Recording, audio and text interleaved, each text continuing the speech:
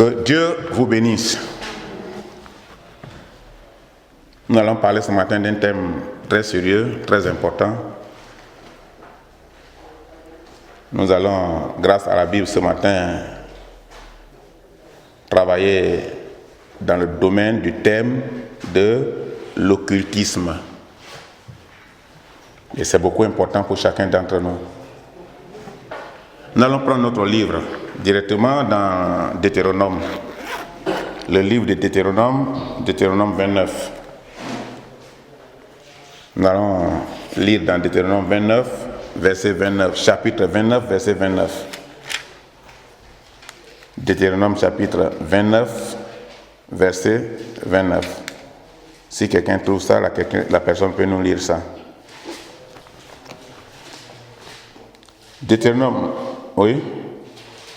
Les choses cachées sont à l'Éternel, notre Dieu. Les choses révélées sont à nous et à nos enfants, à perpétuité, afin que nous mettons en pratique toutes les paroles de cette loi. Voilà. C'est dans ce domaine ce matin que nous allons travailler.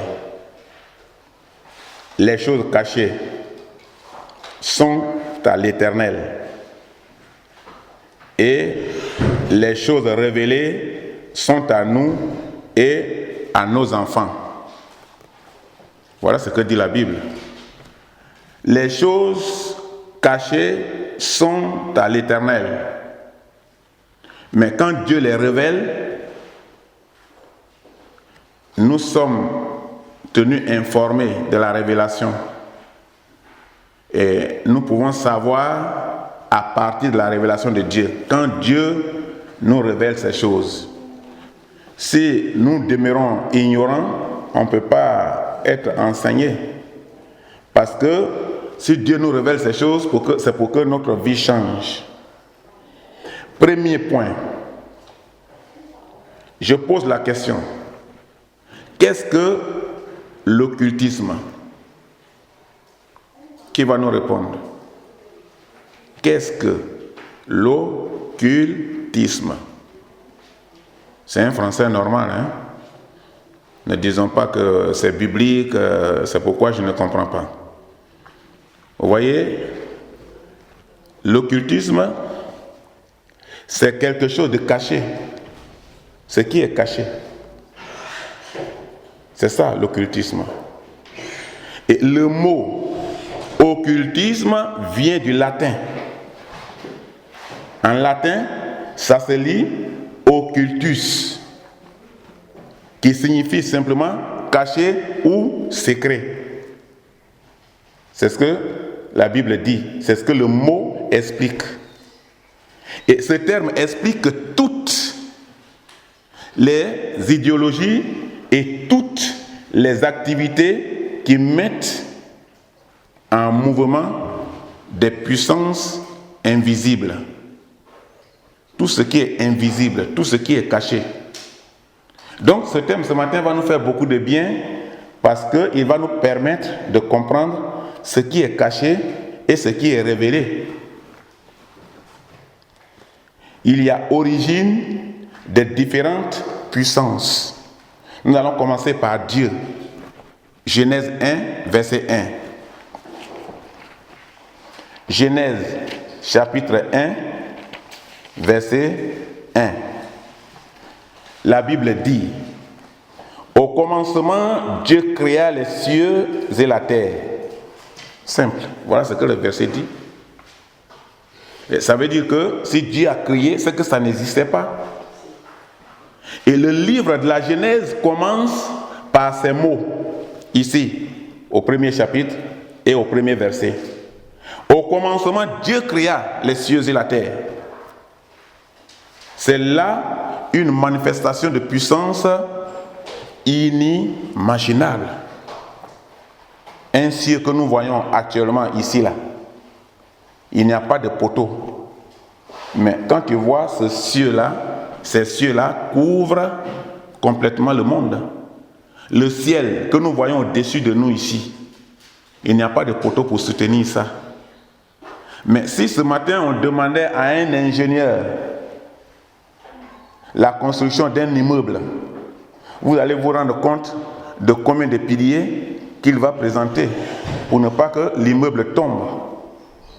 Mais Dieu est tellement grand qu'il a fait le ciel sans planter de piliers. Et le ciel ne tombe pas. On dit, ah, il y a un avion qui est tombé. Oh, il y a un bateau qui est tombé. Le bateau a chaviré. Mais on ne dit jamais que le ciel est tombé. Parce que le ciel ne tombe pas. C'est l'œuvre de l'Éternel. Satan est présenté dans la Bible comme un ange révolté contre Dieu. Et il a un travail à faire. Il emploie toute sa puissance pour contrecarrer les plans de Dieu et pour entraîner à sa suite le plus grand nombre d'humains. C'est ce que Satan fait. Mais il utilise le mot caché. Il se cache toujours pour faire quelque chose. Satan ne fait rien ouvertement. Ça dit qu'il ne présente pas les inconvénients de ce qu'il va t'arriver quand il te présente une situation. Il te présente que des avantages. Si tu fais ça, voilà comment ça sera. Mais il ne te dit pas qu'à la longue, voilà ce qu'il t'arrivera. Satan travaille caché. Il y a des gens qui voient le diable partout. Mais pourtant le diable est caché. Tout le monde n'est pas habilité à voir le diable. Mais pourtant, il y a des gens qui voient le diable partout. Il y en a d'autres qui ne le voient nulle part. Tu vas lui demander pour le diable même là, il s'étonne, il est là. Et il ne comprend rien du mot diable. Pendant ce temps, quand on dit au village qu'on a attrapé un sorcier, ils sont en train de le frapper. Mais est-ce qu'en réalité, ils sont en train de le frapper? Parce que c'est les mêmes groupes. Ils se connaissent. C'est comme les fumeurs de drogue. Quand on attrape un, on envoie tous ceux qui viennent le huer là. C'est les mêmes équipes. Mais toi là, mais donc toi tu es avec nous, tu es fumeur. Mais drogué comme ça là. On t'a pris aujourd'hui. Après, quand il tourne derrière le mur, il se tape les mains. On dit, ouais, c'est nous, on t'a attaqué là-bas là. Tu vois? Il dit, ah, c'est moi-même, je comprenais ça. Hein? Parce qu'ils se connaissent. Et il y a d'autres qui ne voient pas aussi le diable. Et le diable en tire parti de ceux qui le voient et de ceux qui ne le voient pas. Il maintient les uns dans une crainte et agit avec toute liberté envers les autres. Quand quelqu'un est sorcier, quand le féticheur est en train de travailler et il dit j'ai attrapé tel sorcier, j'ai attrapé tel sorcier, il sait ce qui se passe, il est au courant. Quand quelqu'un est sorcier, quand l'enfant qui est malade ou la personne qui est malade à la maison a été livrée par la sorcellerie, ils sont là, ils sont au courant. Pendant que celui qui ne voit pas le diable, il est là, il ne comprend rien, il est inquiet. Et vous allez voir un sorcier pleurer.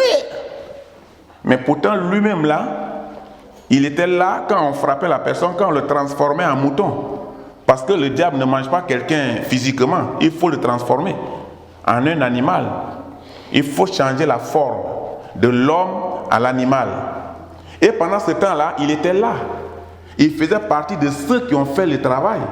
Mais tu vas le voir, c'est lui qui va pleurer. Il tourne la tête, il dit, ça fait pitié. Ah, j'ai vu l'homme là pleurer, j'ai vu la femme là pleurer. Vraiment, ça m'a fait pitié. Mais pourtant, à la longue, peut-être que vous allez entendre que c'est elle ou c'est lui qui est à la base de la mort de la personne. Le diable en tire profit. Qu'il soit ignoré ou adoré, l'important est qu'il puisse accomplir son travail de destruction. Il doit détruire. Un sorcier n'a pas de pitié. Il n'a pitié de personne. Le sorcier n'a pas pitié. Le sorcier, il peut tuer un bébé. il n'a pas de sentiment. Il peut tuer une vieille personne, il n'a pas de sentiment. Mais vis-à-vis, il paraît quelqu'un de sentimental. Mais il n'a pas pitié. J'étais jeune, mes parents m'ont laissé seul au campement et ils ont voyagé. Et ils m'ont dit, tu es seul, il ne faut pas dormir ici. Va dans un campement voisin, tu vas dormir. Et je suis allé dans ce campement pour dormir, pour passer la nuit. À la source d'eau, ils ont une source d'eau qu'on appelle le marigot. Ça se trouvait dans une petite forêt. La nuit, un bébé a commencé à pleurer là-bas. En pleine nuit, vers les 3 heures du matin. Un bébé qui pleure seul, fort. On n'entend pas la voix d'une grande personne, mais ça fait trembler. Et ça, les pleurs font pitié l'enfant là. Mais imaginez-vous, qu'est-ce qui est en train de se passer avec ce bébé dans une forêt la nuit. Quelque chose est en train de se produire. Et l'enfant n'arrive plus à supporter. Et l'enfant pleure. Sûrement, ils sont prêts à tuer l'enfant, à le faire mourir. Sûrement, ils sont en train de le maltraiter d'une autre manière d'abord, avant de le tuer. Parce que d'autres prennent l'enfant par les pieds et ils tirent, ils frappent contre les contreforts de bois, la tête. Et tant que l'enfant n'est pas mort, l'enfant continue de pleurer jusqu'à ce que l'enfant s'éteint. Et peut-être sûrement c'est ce qui est en train de se passer à cet enfant.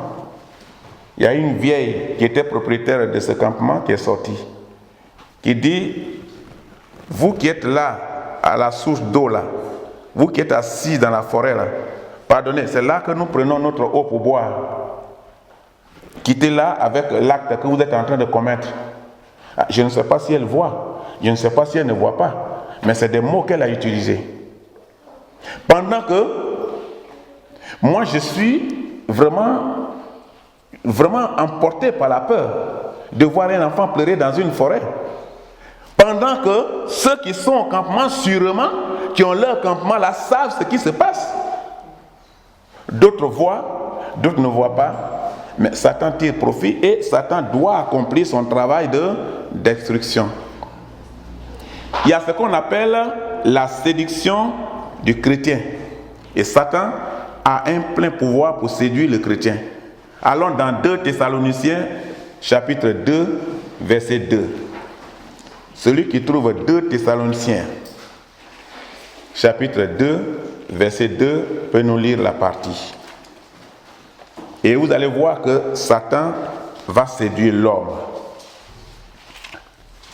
2 Thessaloniciens, chapitre 2, verset 2. De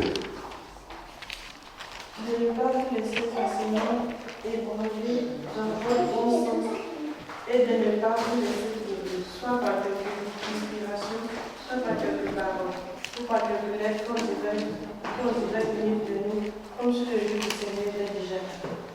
Vous avez bien compris ce qu'elle a lu? Ou bien vous n'avez pas suivi? Elle a lu dans 2 Thessaloniciens. 2 Thessaloniciens chapitre 2 et le verset 2. Vous avez vu? Après avoir souffert, c'est pas ça? Non, de ne pas vous laisser. 2 Thessaloniciens. Oui.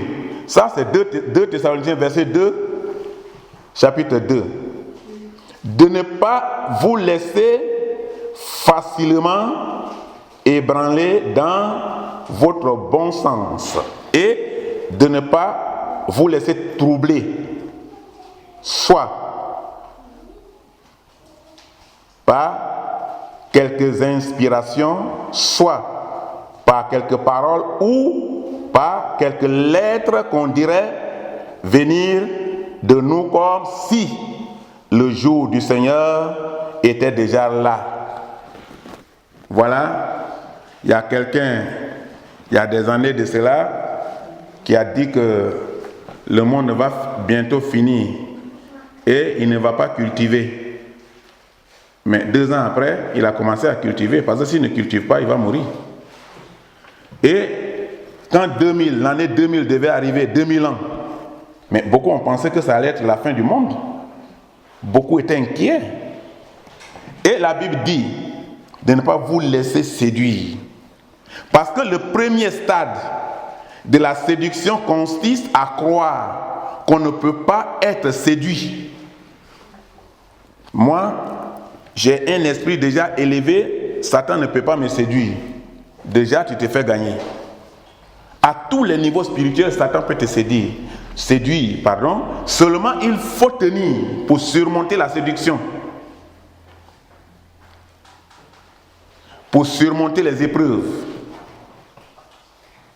Et si, en voiture par exemple, vous prenez un sens interdit, mais vous risquez un accident grave, avec les conséquences à votre charge, simplement parce que vous n'avez pas obéi au code de la circulation. Mais de même que si vous ne tenez pas compte des enseignements et des interdictions de la Bible, mais vous aurez des accidents dans votre vie chrétienne. Et des conséquences seront aussi à votre charge. Et vous êtes vous-même coupable de votre condamnation. Jésus ne serait plus votre avocat.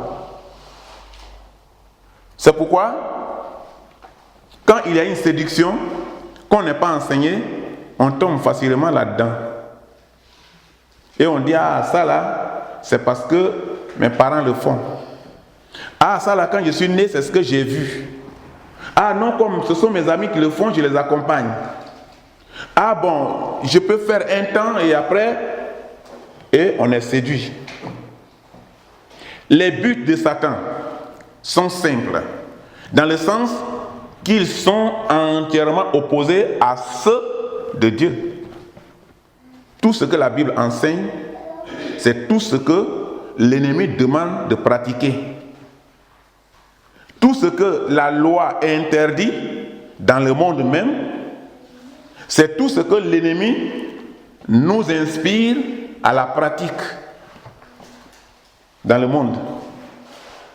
Et nous devenons des pratiquants de la contradiction de la loi. Et la Bible dit que nous devions faire attention à la séduction. Des interdictions de la Bible pour éviter la condamnation de Dieu. Parce que les buts de Satan, c'est simple. Les buts de Satan, c'est dans le sens qu'il est entièrement opposé à Dieu. Et entraîner le plus d'hommes possible dans le mal et à leur perte, pas à leur avantage. C'est-à-dire faire chuter le croyant. C'est le travail de Satan. Quand quelqu'un n'est pas converti, le diable n'est pas derrière lui. Parce que ça n'a pas de sens qu'il se fatigue derrière lui. Puisqu'il fait partie de son équipe. Donc il n'est pas derrière lui. Il est derrière quelqu'un qui est sorti de son équipe et qui s'est converti véritablement, dont le cœur a changé. Donc c'est celui-là qu'il veut ramener à la chute pour le gouverner de nouveau. Si nous pensons que tous les moyens sont bons, mais soulignons aussi que le mélange de la vérité et de l'erreur, du bon et du mauvais. Parce que si déjà tu es convaincu que par tous les moyens tu peux arriver, c'est qu'il faut être aussi convaincu que dans les moyens pratiqués, il peut y avoir du bon, mais il peut y avoir aussi des erreurs. Il y a du bon et du mauvais. Ainsi, dans le royaume des ténèbres, tout ce qui est interdit par Dieu est proclamé bon et louable. Si Dieu dit, il n'est pas bon de voler, les gens se débrouillent pour voler. Si Dieu dit, il n'est pas bon de commettre l'adultère, les gens se débrouillent pour commettre l'adultère. Mais tout se fait cacher. C'est quand il y a il y a découverte ou il y a contre-attaque. On devient découvert. Tout est caché. Tout ce qui est mal est caché. Le mal ne se fait pas de façon ouverte. Le mal est toujours caché. Son royaume a pour fondement le mal, le diable, sous la forme de la violence, la corruption et les faux cultes. Nos parents, c'est ce qu'ils réservent aujourd'hui, c'est ce que Satan a réservé à nos parents, les faux cultes, les cultes de la tradition, les cultes de la rancune. Mais aujourd'hui, nous adorons des fétiches, des idoles. Et nous croyons aux charlatans, et à ces fétiches, et à ces données, et à ces pratiques. Et tout ça là, on le fait sans se rendre compte que l'ennemi est en train de nous utiliser. Mais le mal, c'est que après tout ça là, aucun charlatan n'est parti avec son sac de fétiches. Aucun féticheur n'est parti avec son sac de fétiches. Un autre mal, c'est que vous allez entendre demain que le féticheur est mort. Tu dis, celui qui m'a prolongé la vie, mais si lui il t'a prolongé la vie et lui il est mort, est-ce qu'en réalité c'est lui qui t'a prolongé la vie? Deuxième point, il y a l'identification de l'ennemi. Il faut l'identifier. Il faut le connaître. Nous avons des agents d'identification sur la route. Souvent, quand nous sommes en train de circuler à pied ou en voiture, on nous arrête. Et on dit votre pièce d'identité, monsieur, madame ou mademoiselle. Et on sort la carte d'identité, on regarde notre carte d'identité, on est identifié. Premièrement, nous sommes en règle ou non. Premièrement, si cette carte nous correspond, si c'est pour nous, si nous ne sommes pas suspects, si nous ne sommes pas recherchés. Et à partir de l'identification, si nous sommes recherchés, on nous arrête. Si nous ne sommes pas recherchés, on nous laisse partir. Parce que nous sommes déjà identifiés. Mais la première erreur dans l'identification consiste à ignorer l'ennemi. On n'arrive pas à l'identifier. On l'ignore. Et Satan est heureux de nous voir parler de notre temps pour discuter. Nous discutons des choses vaines. Et nous perdons notre temps pour discuter. Si les découvertes bibliques peuvent être employées à la lettre ou non. Est-ce que c'est possible ou pas? Ah, ça c'est au temps de Jésus que c'était dur comme ça. Maintenant, nous sommes au temps moderne. Les choses doivent s'adapter à la vie moderne. Mais on peut rester dans la vie moderne. Moi, j'ai conduit quelqu'un comme ça à l'église. Et il me dit, mais l'enseignement de l'église est dur. Parce que le temps de Jésus, c'était une autre époque. Et nous sommes à une autre époque. Et la personne n'a pas continué avec moi. Mais à ma grande surprise, j'étais ici en Espagne, quand j'ai appris que la dame, son mari était affecté dans une autre ville, à Yamoussoukro. Elle était à Abidjan, elle s'apprêtait, elle allait chez son coiffeur pour se coiffer en fin de week-end, pour aller chez son mari. Et la voiture est tombée en cours de route. Les premières personnes qui sont arrivées sur le lieu, c'est une voiture de transport public. Et c'est des bandits. Avant que l'autorité n'arrive, se sont déjà emparés des sacs en main pour chercher de l'argent. Et le sac en main de la dame est parti. Ils sont venus, elle était encore vivante. On les a ramassés, on les a emmenés au CHU. Et le docteur qui devait les recevoir, c'était le grand frère à son mari, direct, même père, même mère. Mais elle n'est pas identifiée. Donc on lui a remis la liste de ceux qui sont identifiés.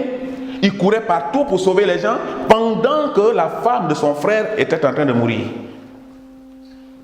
Et elle est morte. Il ne s'est pas rendu compte. On l'a traîné à la morgue pendant qu'il sauvait la vie des autres. Il est arrivé à la maison et les enfants de son petit frère l'ont appelé au téléphone. On dit, mais tonton, jusqu'à présent, maman n'est pas encore rentrée. Il dit, mais elle était partie où? On dit, elle partait chez son coiffeur, elle partait à Djamé. Il dit, ah, attends, il y a eu un accident aujourd'hui sur cette route et on m'a amené des éléments. Donc le monsieur encore, il est retourné encore à son service. Et là, il a regardé tous les malades, mais il sait que la liste qu'il avait ne figurait pas le nom de la femme de son frère. Il est rentré à la morgue, il voit la femme couchée. Le temps est court pour l'homme. Elle avait dit qu'au temps de Jésus, c'était le temps de Jésus, que les choses sont devenues modernes. Mais est-ce que ça n'a pas laissé cette modernité? C'est ça la séduction. Elle a été séduite par l'ennemi là pour dire, mais tu vas te casser la tête alors que tu dois vivre encore. Et tu as encore l'avenir devant toi. Et cet avenir est resté court. Un couteau n'est ni bon ni mauvais. Le couteau que nous avons à la maison. Mais il peut servir au mal ou au bien. Le couteau. Il en est de même d'une voiture ou un ordinateur. Vous voyez, souvent, la voiture n'est pas forcément bien. La voiture peut produire un accident, tout le monde reste dedans. L'ordinateur n'est pas forcément bien. L'ordinateur peut nous conduire complètement en dehors de la vie et nous perdons le contrôle. C'est pas dans l'ordinateur, les gens se mettent dans les contacts et puis après, ils se donnent un rendez-vous et puis ils s'entretuent. C'est ça. Donc ce n'est pas forcément que ça soit bien. Il en est de même de nos membres employés. Avant comme des esclaves de l'impureté, mais utilisés maintenant comme des esclaves de la justice. Donc, la vie chrétienne a une base principale, c'est d'abord d'identifier l'ennemi. Si tu as identifié l'ennemi, tu connais son plan. Et tu sais que tu as en face de toi quelqu'un qui te combat. La seconde erreur est de ne pas voir là où Satan se cache réellement pour nous attendre. Mais il se cache toujours derrière un péché pour nous attendre. Et on tombe dans ce mal et il nous gagne. Parce qu'on ne l'a pas identifié à temps. Et le temps de le découvrir, c'est trop tard. Mais dans tout ça, nous allons aussi voir l'avertissement de Dieu. C'est pourquoi Dieu parle. Nous allons voir toujours dans le même Deutéronome 18, versets 9 à 14. Deutéronome, chapitre 18, versets 9 à 14. Qu'est-ce que la Bible dit? Qu'est-ce que la Bible dit dans Deutéronome, chapitre 18, versets 9 à 14? Lorsque tu seras entré dans le pays de l'Éternel, ton Dieu te donne, tu n'apprendras point à imiter les abominations de ces nations-là. Qu'on ne trouve chez toi personne qui fasse passer son fils ou sa fille par le feu, personne qui exerce le métier de d'astrologue, d'augure, de magicien, d'enchanteur, personne qui consulte ceux qui évoquent les esprits ou disent la bonne aventure, personne qui interroge les morts. Car quiconque fait ces choses est en abomination à l'Éternel. Et c'est à cause de ces abominations que l'Éternel, ton Dieu, va chasser ces nations devant toi. 14. Tu seras entièrement à l'Éternel, ton Dieu, car ces nations que tu chasseras écoutent les astrologues et les devants, mais à toi, l'Éternel, ton Dieu, ne le permet pas. Voilà. À toi, l'Éternel, ton Dieu, ne te permet pas. Parce que tu es déjà un choix de Dieu. Ce passage, le plus complet, concerne les pratiques dites occultes. Tout ce que nous venons de voir. Et la Bible interdit. Établit clairement la gravité de cet abominable péché. Souvent, on pense que le péché, c'est seulement quand quelqu'un commet adultère. Tout ce que la Bible a cité là, il n'y a pas adultère dedans. C'est seulement l'adoration des faux dieux. C'est le faux culte aux idoles et à la tradition. Mais il y a deux catégories de personnes dans ce domaine-là. Mais les deux catégories de personnes dans ce domaine, de tout ce que nous venons de voir, nous venons de lire, nous allons trouver ces deux catégories-là dans Romains 1, 32. Romains, chapitre 1, verset 32. Romains, chapitre 1, verset 32. Si quelqu'un trouve ça, la personne peut lire ça. Romains, chapitre 1, verset 32. Et qu'ils connaissent le jugement de Dieu. Et bien qu'ils connaissent le jugement de Dieu, déclarant digne de mort ceux qui commettent de telles choses. Non seulement ils les font, mais ils approuvent ceux qui les font. Voilà. Donc ici, là, ce n'est pas seulement ceux qui font ces choses, mais ceux qui approuvent aussi. Il y a des personnes qui pratiquent ces choses et celles qui les écoutent et approuvent ceux qui les font. Si tu n'es pas auteur, tu es co-auteur. Qui s'assemble se ressemble et qui se ressemble s'assemble. C'est le même groupe. Si tu approuves le mal, c'est que tu es pour le mal. Si tu condamnes le mal, c'est que tu es pour le bien. Et les responsabilités sont différentes, mais les deux sont coupables devant Dieu. Celui qui fait et celui qui approuve. Nous allons voir la puissance démoniaque. La puissance démoniaque, le chrétien, il doit savoir ça. Il est incontestable qu'il y a du charlatanisme dans l'occultisme. Dans l'occultisme, il y a du charlatanisme. Quand vous voyez le charlatan, ce qu'il va vous dire là, vous ne voyez pas.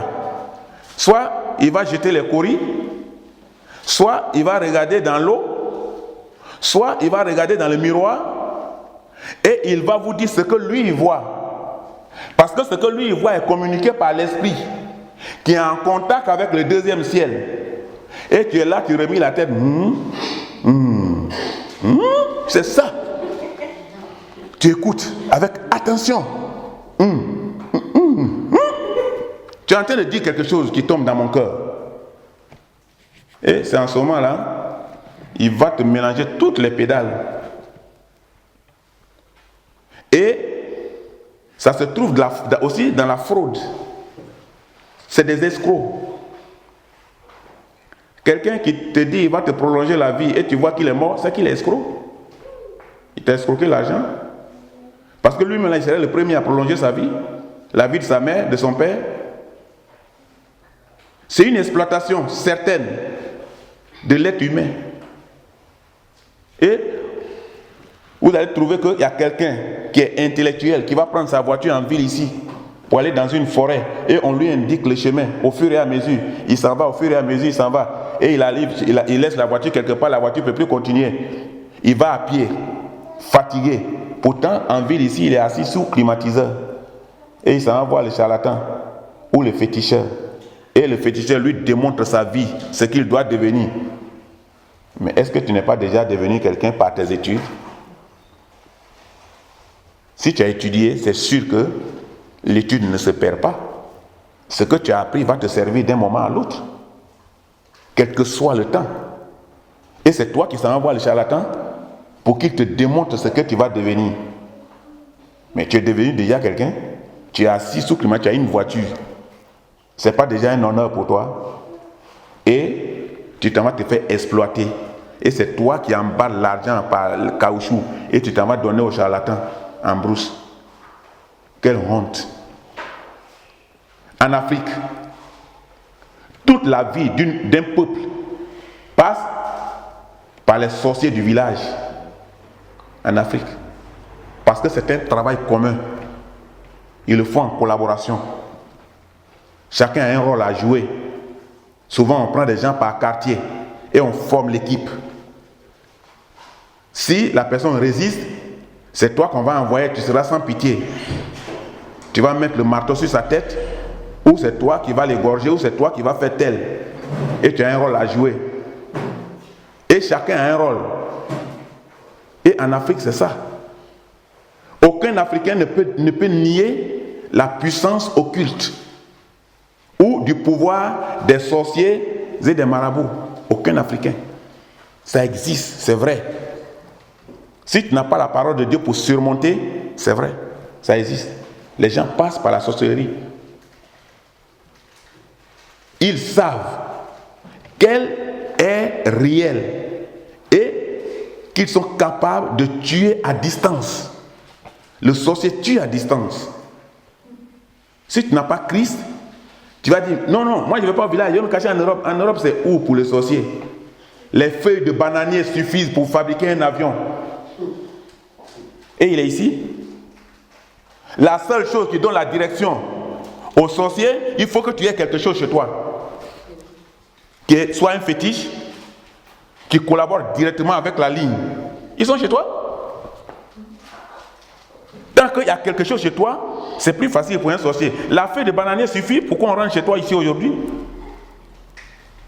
On tue quelqu'un à distance, soit par une mouche. La mouche CC. La mouche CC vient, vous te pique pas. Mais ici, la mouche comme ça, tu es assis au salon, mais tu es parti. À la longue, quoi qu'il en soit, tu vas mourir. Par la mouche CC. Et on t'envoie ce sort à distance. Il y a des gens qu'on met derrière toi pour prendre la terre où tu as mis les plantes de ta chaussure. Et toi, tu ne sais pas. Et on prend cette poussière-là, on envoie ça. Avec ça, c'est suffisant pour qu'on t'assassine. Et tu vas t'asseoir, tu dis, je suis en Europe, je suis loin, moi je ne vais pas au village. Mais il ne faut pas partir au village. Ça, c'est pas ça qui est le problème pour le sorcier. Mais ce que tes parents ont envoyé, et on te dit, il faut te protéger avec là. Ce sont les satans, c'est-à-dire les agents du diable là, qui ont fabriqué ça.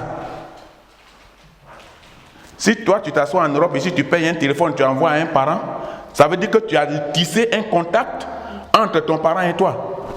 À partir d'ici, là, tu peux le communiquer.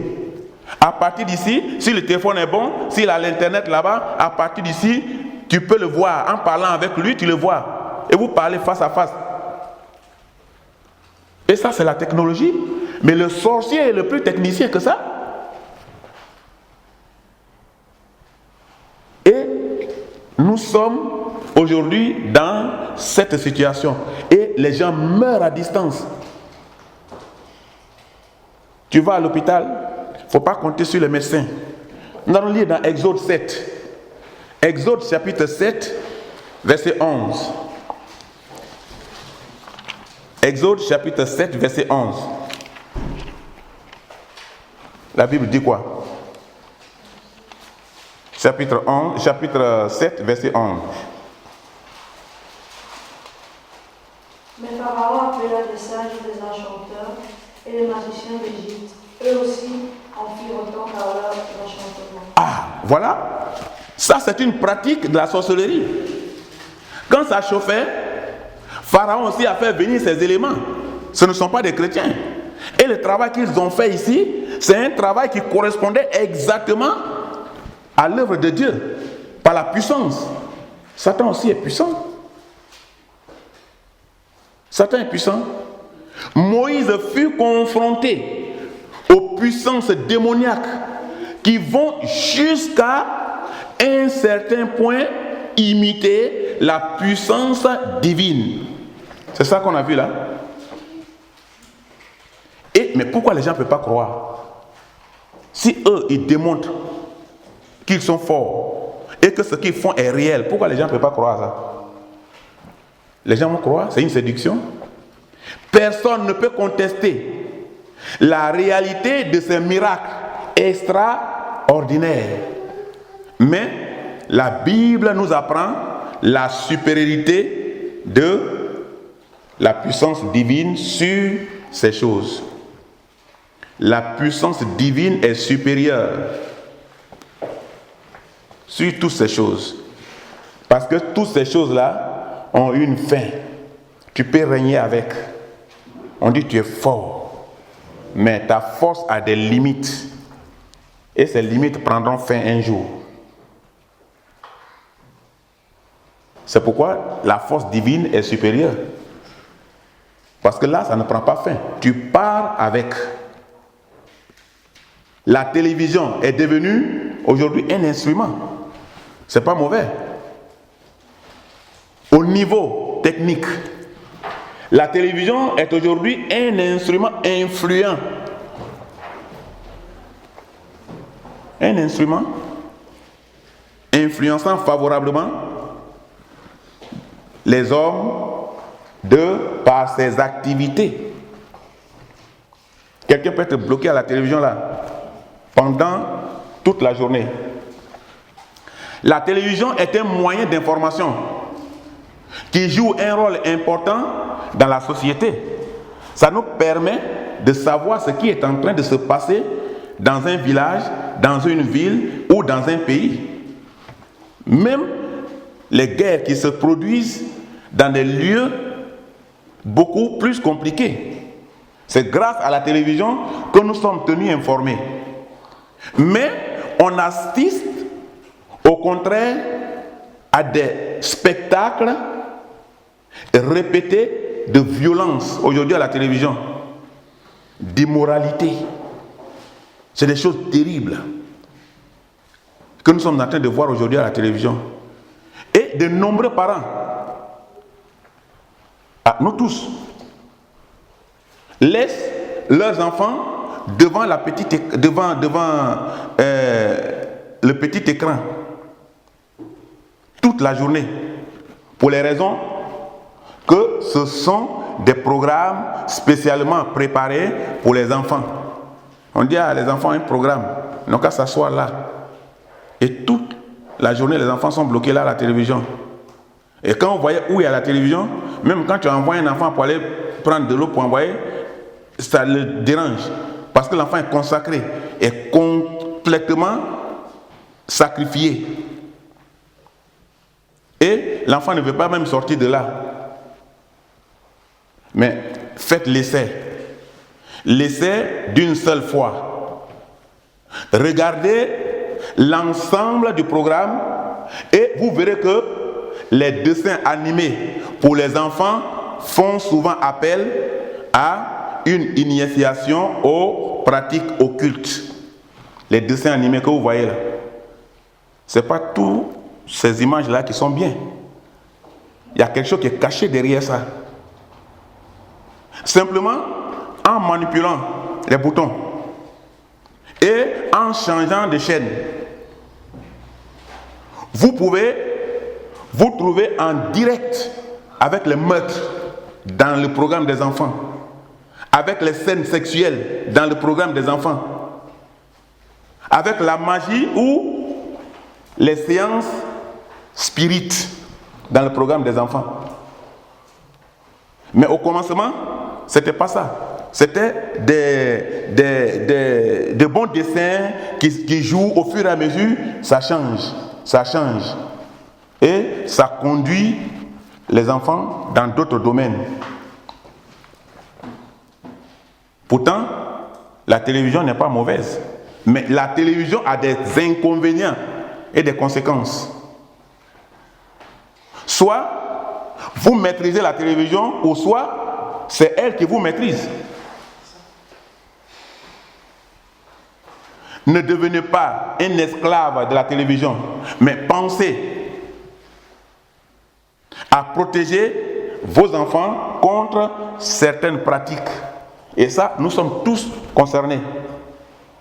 Et encore, nous qui sommes en Europe, c'est encore plus pire pour nous et grave. Parce que nos enfants, si tu fermes la télévision, ils vont aux tablettes. Quand tu fermes tablette, ils vont au mobile, au portable. Et tout se trouve dedans. Ce qui est programmé à la télévision est programmé dans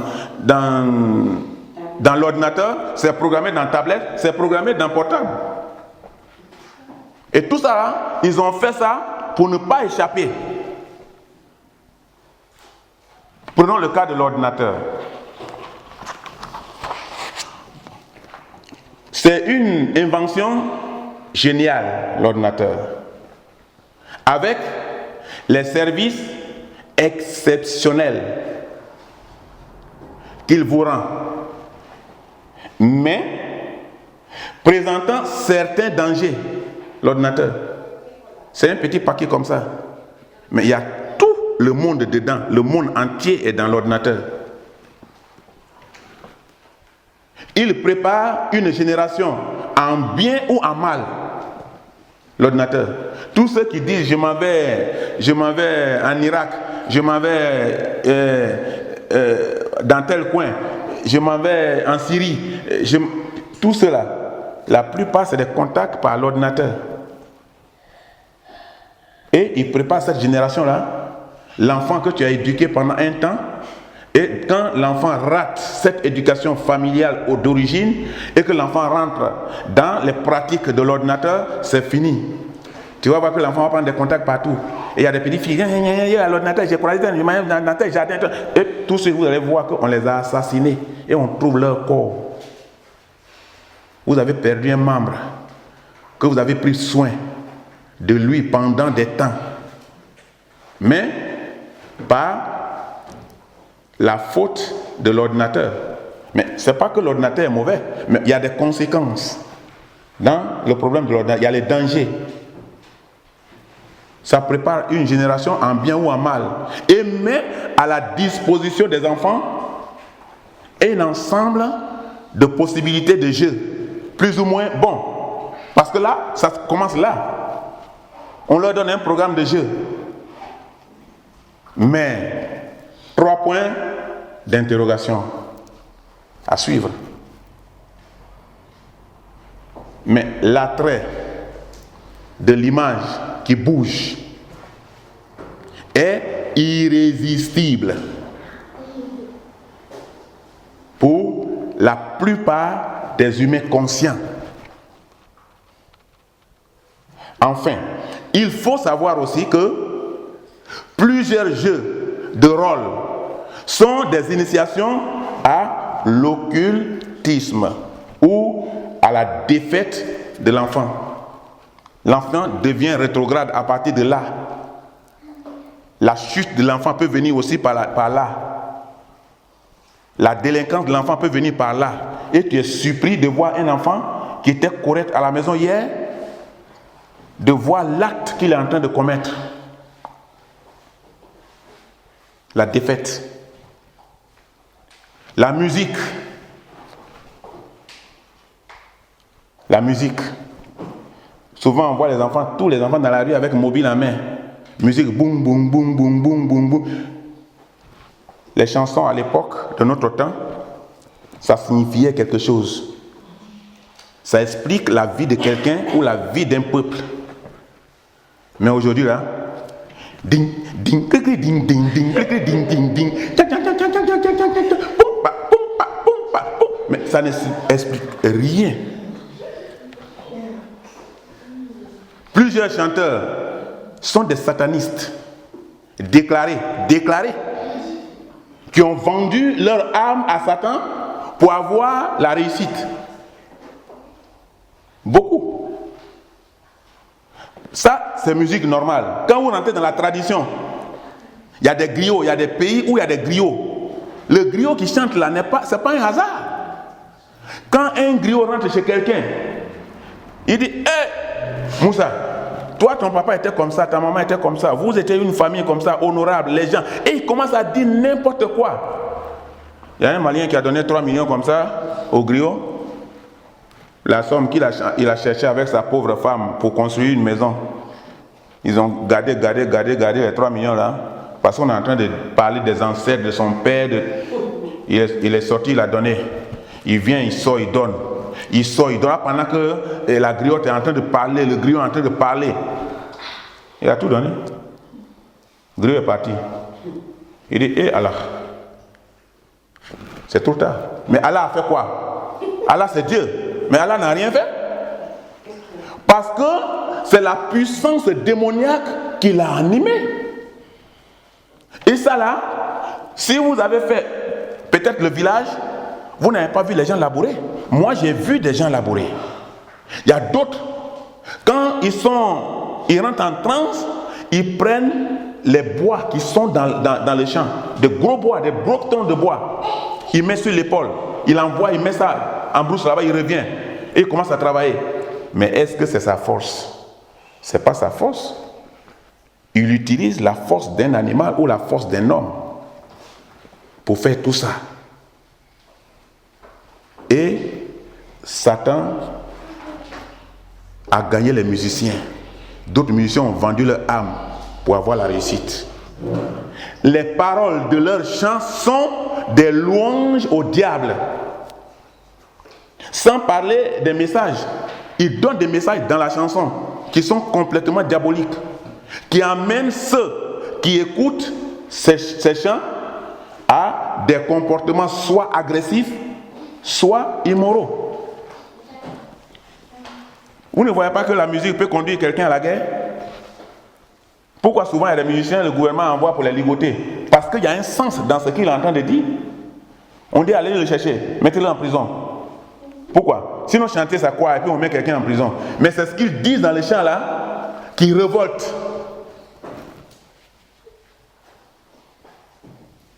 Les fausses religions du christianisme. Il y a des fausses religions. Si vous ratez, si vous êtes fatigué dans le monde et que vous cherchez une église, si vous ratez la vie de Dieu, que vous rentrez dans une église démoniaque, c'est que vous avez fui la mort pour aller mourir.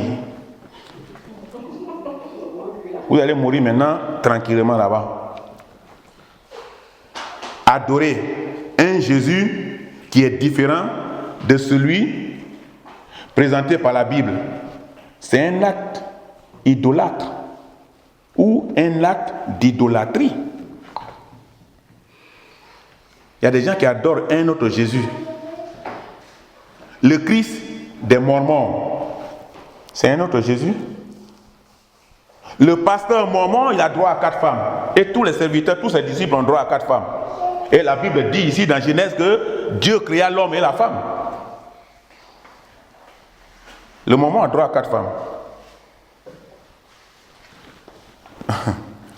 Et quand tu es là-bas, tu dis, ah, ici là c'est bon, au moins ici je peux me marier à 4. Malin que madame fait. Ici là, l'église la même, j'ai cherché il y a longtemps, je n'ai pas tout ça, c'est bon église. Et tu es là, Satan t'a séduit. Il y a l'église de Jéhovah. Ceux qui te disent témoins de Jéhovah, ils disent que Jésus n'est pas mort à la croix. Jésus est mort sur la mer au bateau, dans un bateau. Et il dit que Jésus est même chose comme toi. Donc, le paradis se vit sur terre ici.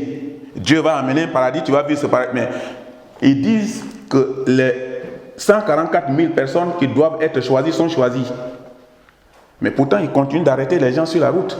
Si ceux qui seront sauvés sont déjà choisis, mais pourquoi ils se fatiguent en annonçant tous les temps aux gens sur la route le salut?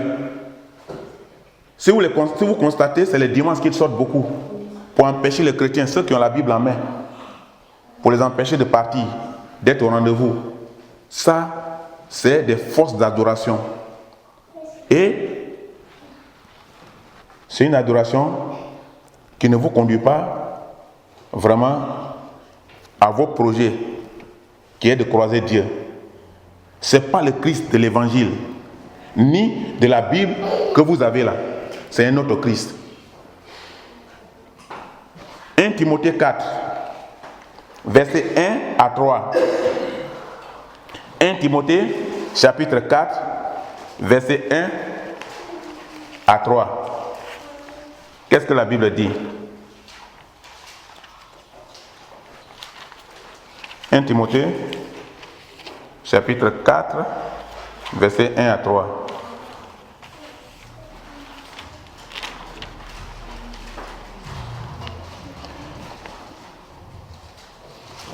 Vous avez trouvé?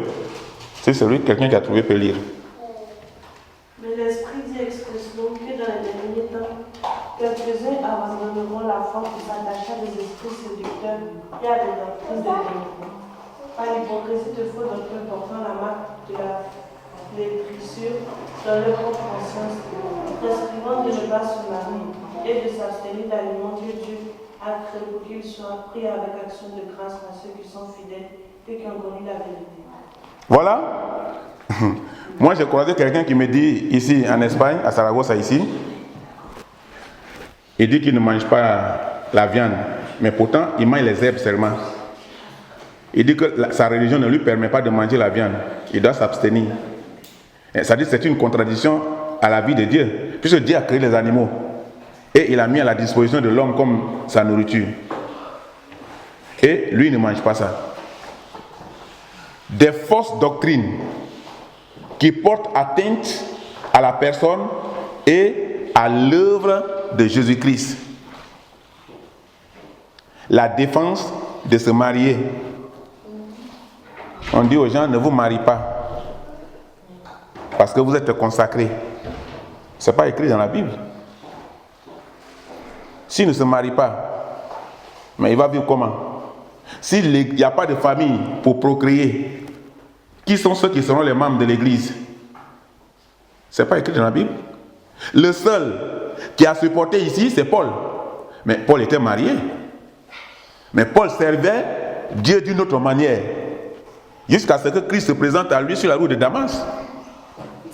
C'est à partir de là que Paul a changé sa vie chrétienne. Et les parents de madame ont dit, ah mon ami, ta manière de servir Dieu avant là c'était bon. Mais maintenant là c'est trop dur. On prend notre femme. Dans l'intention de ramener Paul à la vie ancienne. Et c'est pourquoi Paul a dit, je vais demeurer célibataire. Mais celui qui peut, qu'il le fasse comme moi. Mais celui qui ne peut pas, qu'il se marie. Et aujourd'hui, on dit aux gens, ne vous mariez pas. Et il y a l'abstention obligatoire des viandes. Sont aussi appelées des doctrines de démons. Tu vas croire quelqu'un, il te dit, je ne mange pas la viande. Moi, je mange les herbes. Mais il est quel genre d'homme? Et tu vas voir que c'est la religion. Moi, je demandais à cette personne, je lui ai dit, mais pourquoi? Il m'a dit que sa religion ne lui permet pas. Non, ce sont des sectes pernicieuses. Le contact avec l'occultisme est toujours dangereux, car il est une désobéissance à Dieu, un mépris de ses commandements, un rejet de son amour, une dépendance anormale d'un objet, une foi en quelque chose ou en quelqu'un qui n'est pas Dieu. Tu crois à ça? Ce qui n'est pas Dieu, qui est fabriqué des mains d'hommes, c'est là-bas que tu adores. Et tu crois à ça. Mais c'est que tu n'as pas encore compris. Il y a ce qu'on appelle la nécromancie. Vous les étudiants là, c'est un mot simple, hein? Nécromancie. Donc, il y a ce qu'on appelle la nécromancie. Et tous les temps, on est dedans. C'est soit disant en rapport avec l'esprit d'un défunt. La nécromancie, ou les étudiants là. Ceux qui disent qu'ils sont en rapport avec un défunt, ils sont en rapport avec l'esprit de mort. Que l'esprit de mort leur parle. Moi là, la nuit, ma maman vient me parler, mon papa vient me parle. Et on croit que réellement, celui qui est mort, il a la possibilité pour venir te parler. Quelle ignorance. Beaucoup de personnes s'imaginent ainsi. Dialoguer avec un être cher, alors qu'ils sont odieusement trompés par un démon. C'est le démon qui peut prendre la forme de quelqu'un. C'est le démon qui a la possibilité de venir t'habiter ou de venir te séduire. Quelqu'un qui est mort, il est mort. Attends, est-ce que nous sommes plus forts que Dieu? Pour que Dieu, on n'ait même pas jugé encore et qu'on sort du rôle de la loi céleste pour venir parler à un enfant ou à un parent dans ce monde. On a quel pouvoir pour faire ça? Si ce n'est pas l'ignorance qui nous conduit à cela. C'est le seul, celui qui a cette possibilité, c'est le démon, qui peut prendre la forme humaine. Et tu dis, celui que j'ai vu aujourd'hui là, on dirait que c'est Rosalie, hein? Oh, j'ai vu Joséphine. Joséphine est morte il y a longtemps. Et toi, tu as vu Joséphine aujourd'hui. On dit, tu as vu? Je l'ai vu. Et d'autres disent, regarde, cette nuit-là, c'était comme si je suis assis comme ça. Joséphine est venue, Joséphine m'a parlé, Joséphine m'a parlé, Joséphine m'a parlé, Joséphine m'a parlé. Et Joséphine m'a dit, et on croit, et on est séduit par le démon. Il y a l'exemple d'une femme, ici à Saragossa, qu'on m'a conté son histoire. Cette femme-là, chez elle, à la maison, elle a la bouteille du cendre de sa mère. Elle adore ça chaque fois. Sa mère est morte, ils l'ont brûlée, ils ont pris la cendre et ils ont gardé. Elle adore, elle croit que sa mère est là. Mais quelle honte que ta mère soit en cendre avec toi. Mais je ne sais pas si souvent on réfléchit loin. Ta mère qui t'appelait chaque jour, va te laver, viens ici, j'ai préparé, allons manger, accompagne-moi ici. Et c'est cette femme-là qui est gardée dans une bouteille en cendre et tu crois qu'elle t'écoute. S'il faut vraiment être ignorant pour croire des choses comme ça. Ça, c'est la séduction de Satan. Le monsieur que je croisais ici à Saragossa qui partait rendre visite à sa femme au cimetière, ça m'a fait pitié. Que tous les matins, il doit quitter son domicile pour aller saluer sa femme à la morgue. Je lui ai dit, mais ta femme, elle fait quoi? Elle travaille là-bas? Il m'a dit, non, elle est morte, mais elle est là-bas. Tous les matins, je dois aller la saluer avant de venir à la maison. Oh! Quelle charge que Satan lui a donnée! Satan lui a donné une lourde responsabilité. Et qui est déjà dans son esprit. Que tous les matins, il doit se lever pour aller saluer sa femme à la morgue. Et on vit avec une telle situation. Il y a la magie. Acte 8, verset 9. Acte chapitre 8, verset 9 vous parle de la magie. Celui qui a trouvé peut lire ça. Acte chapitre 8, verset 9. La magie. Qu'est-ce que la Bible vous dit? Acte chapitre 8, verset 9. Il y avait auparavant dans la ville un homme nommé Simon qui se Oui, c'est ça. Qui se donna pour une personne. Non, un personnage. Pour un personnage important, exerçait la magie et provoquait l'étonnement du peuple de la Samarie. Voilà. Il provoquait l'étonnement du peuple de la Samarie. C'est un ensemble de techniques. La magie, c'est un ensemble de techniques permettant de communiquer avec des forces occultes et d'influer en bien ou en mal sur autrui. Voilà la magie. Mais il y a magie ou sorcellerie. Ça, ce que je viens de dire, il s'agit de la magie simple. Mais il y a la magie ou sorcellerie. Le but est de se venger. On dit, celui-là, ce qu'il m'a fait là, il va voir avec moi. Il va voir, hein. Parce qu'il veut pratiquer sur toi ce qu'il a. Et le but, son but est de se venger, de faire du mal aux autres. C'est une forme très grave du péché d'occultisme. Les sorciers essaient de s'approprier le plus possible de puissance satanique. Les sorciers. Sinon, un sorcier, il est comme toi. Mais quand il rentre dans le domaine de la sorcellerie, il n'est plus comme toi. Parce que lui peut disparaître. Lui, il peut quitter son corps. Il peut partir. Pendant qu'il dort dans le même lit avec toi, toi, tu es en train de ronfler. Il est parti. Il est en activité. Vous êtes là dans la même maison, mais lui, il est en activité. Il est loin. Il est au travail. Et après, vers les 4 h du matin, il va venir, il va s'asseoir et vous allez vous réveiller ensemble. J'étais en Côte d'Ivoire dans ce temps. Il y a une image que je voudrais prendre, mais la fille, à chaque fois qu'elle vient à la maison, je ne suis pas là. Quand je viens, on me dit qu'elle allait au travail. Une mangue qui a parlé, qui a été conduite en justice en Côte d'Ivoire. Une mangue qui a les yeux, qui a la bouche, qui a le nez qui parle. Il y a un monsieur qui passait, il a vu la mangue, il a accueilli cette mangue-là, la mangue est tombée. Et il voulait partir, la mangue dit non, tu ne peux pas partir. C'est que sûrement ils se connaissent, tout ça c'est un programme de la sorcellerie.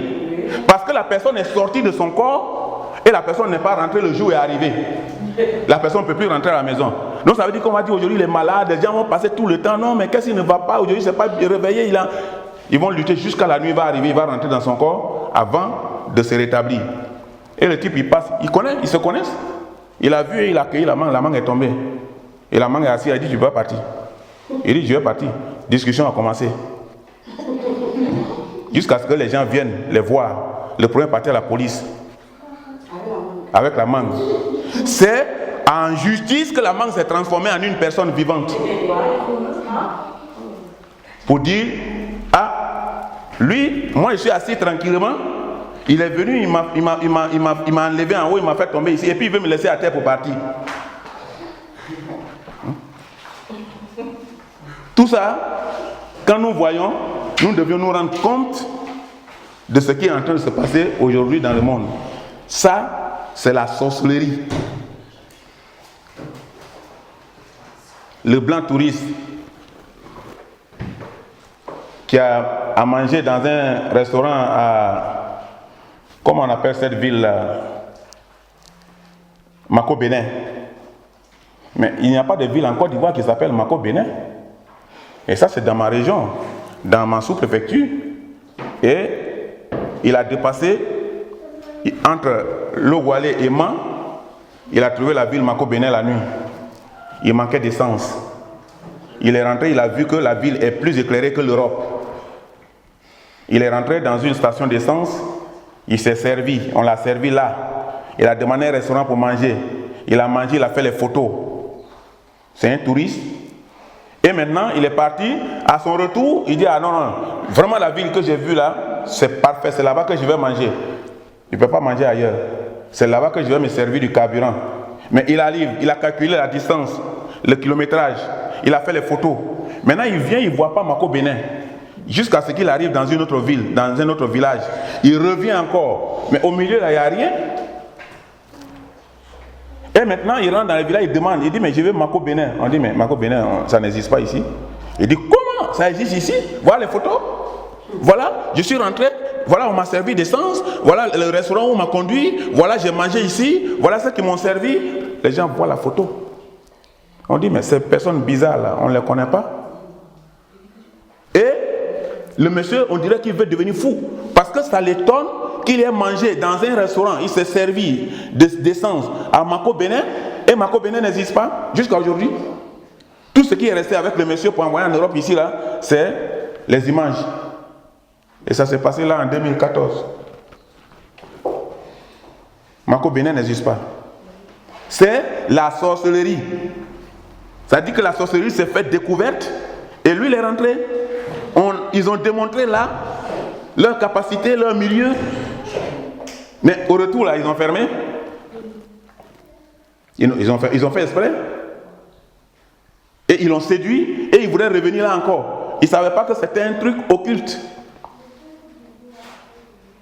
Et voilà ce qui s'est passé dans cette ville-là avec le monsieur. Et faisons donc attention. Les sorciers essaient toujours de s'approprier le plus possible de puissance satanique. Pardonnez-moi. Ils les mettent dans l'art de tromper. Ce que nous avons vu, c'était une question de magie. Ils les mettent dans l'art de tromper et de séduire Satan. La magie de sort consiste à envoyer à distance des maladies ou des malheurs sur une personne. Ça existe, c'est clair. On envoie le malheur sur quelqu'un à distance. On envoie la maladie sur quelqu'un à distance. Et toi, tu penses que tu es en Europe et tu es couvert. Tant que tu n'as pas Christ, tu n'es pas couvert. Tant que tu auras la petite chose là chez toi, c'est que tu es exposé. Parce qu'ils sont en contact avec ça. Donc, c'est ce qu'ils font. Et cette magie peut aller jusqu'à produire la mort physique chez certains. Et derrière la magie se cachent des démons, des esprits mauvais. C'est une forme de spiritisme. C'est le contact direct avec les puissances du deuxième ciel. Mais il n'est pas différent des pratiques de la sorcellerie. Quand vous voyez des gens qui font la magie, ils prennent une personne, ils exposent comme ça, la personne ne tombe pas. On dit, la personne monte, la personne descend. Tout ça là. Vous pensez que c'est simple? Ça, c'est pas la même magie que toi, tu vas rentrer tout de suite à l'internet pour commencer à apprendre. Oh, on fait comme ça pour disparaître les pièces. C'est pas la même chose. C'est une pratique moderne. Mais une pratique ancienne, modernisée. Devant les gens, vis-à-vis maintenant. Il y a le culte à Satan. Nous allons finir bientôt. Ces personnes reçoivent un démon protecteur ou esprit familier. Il dit, ça là, c'est quelque chose qui va me protéger. On lui donne quelque chose et dans ça là, il y a un esprit qui va te posséder. Et toi tu gardes cette chose là et on dit que c'est un esprit protecteur ou esprit familier. Et toute la famille doit avoir. Et on te donne ça. Et tu envoies ta part. Et qui les protégera, soit disant. Et leur donnera des pouvoirs exceptionnels. Tant que la personne restera dans le chemin de Satan. Il va vivre avec cette puissance. Mais il est contrôlé par le diable. Et il vivra malheureux, pitié. Et à chaque fois qu'il ira au village, il aura peur. Parce que ceux qui lui ont donné cette chose-là, comme protecteur, là, comme protection, il aura peur d'eux. Parce qu'ils vont dire, c'est ce qu'il va faire. Je connais un jeune ici, il est assis là à l'Érida. Il a peur. Tout ce que le marabout dit, c'est ce qu'il fait. Quand le marabout lui dit, j'ai besoin de 200 000 aujourd'hui, il va envoyer. Oui, mais bien sûr. Parce que ça dépend de l'esprit qu'on lui a donné. On a mis en lui, il a peur. S'il ne fait pas, ils ont des conventions. Quand on te donne quelque chose, on dit si la pluie tombe dessus, tu seras fou. S'il y a une goutte de pluie qui tombe, tu vas devenir fou. Ou tu vas devenir folle. Ça, c'est automatique. Nous allons terminer dans 3 Troisième point, maladie ou démon. Conclusion. Une personne possédée n'a plus de responsabilité. C'est-à-dire que tu ne te contrôles plus toi-même. Tu es contrôlé par quelque chose.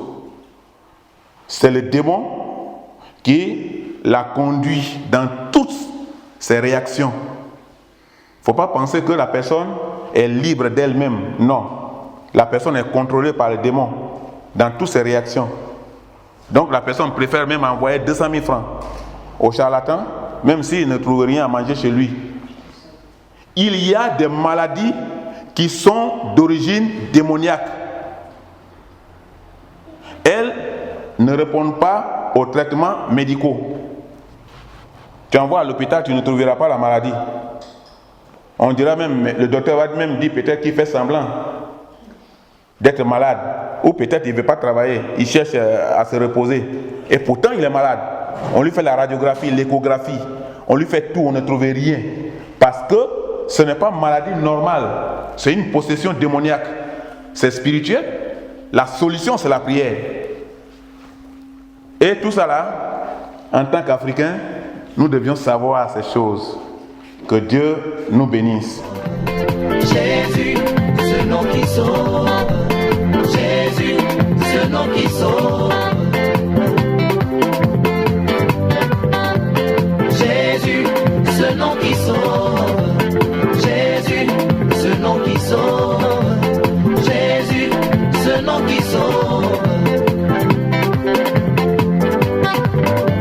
Car il n'y a de salut en aucun nom, car il n'y a sous le ciel aucun autre nom qui ait été donné parmi les hommes, par lequel nous devions être sauvés.